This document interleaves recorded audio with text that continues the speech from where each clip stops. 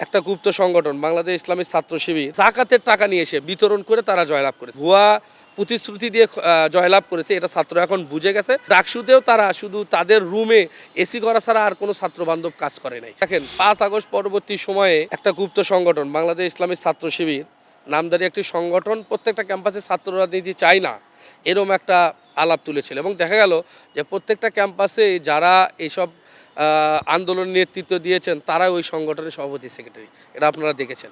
যারা ধরেন যে ঢাকা বিশ্ববিদ্যালয় বলেন, ঢাকা কলেজ বলেন, তিতুমির বলেন, দেখা গেলো ওরাও ওই ছাত্র শিবিরের প্রেসিডেন্ট সেক্রেটারি।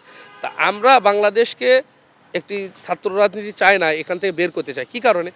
1952 ভাষা আন্দোলন বলেন, মহান মুক্তিযুদ্ধ বলেন, 69-এর গণ অভ্যুত্থান বলেন, 71-এর মুক্তিযুদ্ধ বলেন, 90-এর এরশাদ বিরোধী আন্দোলন বলেন, 24-এর জুলাই আগস্ট গণ অভ্যুত্থান বলেন, এরা সবচেয়ে বেশি ভূমিকা পালন করেছে কিন্তু ছাত্ররা এবং ছাত্র সংগঠনগুলো। এমন দেখেন একটা সময় 18 জুলাই 19 জুলাই যখন ঢাকা বিশ্ববিদ্যালয় বন্ধ ঘোষণা করা, তখন কিন্তু প্রাইভেটের ছাত্ররা এগিয়ে আসে সবার আগে।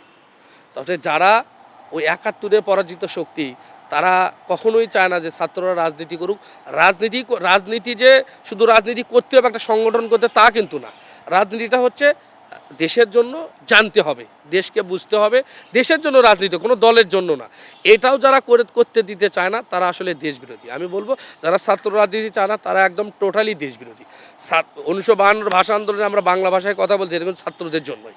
অতএব আমি চাই যারা ভবিষ্যতে এই সংগঠনের দায়িত্বে আসবে তারা অবশ্যই ছাত্র বান্ধব, ছাত্রদের দিয়ে যেন রাজনীতি করে এবং রাজনীতিটাকে দেশের জন্য করে, এবং এই বাংলাদেশের জন্য যারা রাজনীতি করবে তারাই নেতৃত্বে আসুক, আমি এটা প্রত্যাশা করি।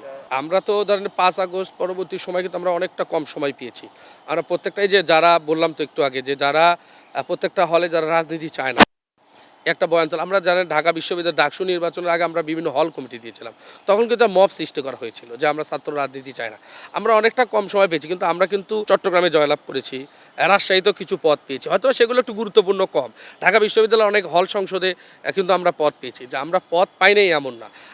এবং তারা যে সংগঠনটা জয়লাভ করেছেন, তারা কিন্তু ইসলামী ছাত্র শিবির নাম দিয়ে কিন্তু জয়লাভ করেন। আপনি দেখে থাকবেন ঢাকা বিশ্ববিদ্যালয় কিন্তু তারা ইসলামী ছাত্র শিবিরের নাম দিয়ে জয়লাভ করেন, এবং তারা জাকাতের টাকা নিয়ে এসে, বিভিন্ন দেশ থেকে হেল্পের টাকা নিয়ে এসে বহু টাকা পয়সা এখানে বিতরণ করে তারা জয়লাভ করেছে, এবং আমরা অনেক কম সময় পেয়েছি। আমি আপনাদের মাধ্যমে বলতে চাই, আর কয়েকদিন পরেই জাতীয় বলে যায় 4-5 মাস পরেই আবার বিভিন্ন ছাত্র সংসদ নির্বাচন। আমি আপনার মাঝে বলতে চাই যে এই পরবর্তী ছাত্র সংসদগুলোতে বাংলাদেশ জাতীয় ছাত্রদল বিপুল ভোটে জয়লাভ করবে, এটুকু আমি প্রত্যাশা করি। এবং আমি মনে করি যে ইনশাল্লাহ ছাত্ররা ওই সংগঠনের মিথ্যা প্রলাপ এবং তাদের ডাকসু সহ প্রত্যেকটা ছাত্র সংসদে তারা যে ভুয়া প্রতিশ্রুতি দিয়ে জয়লাভ করেছে, এটা ছাত্র এখন বুঝে গেছে।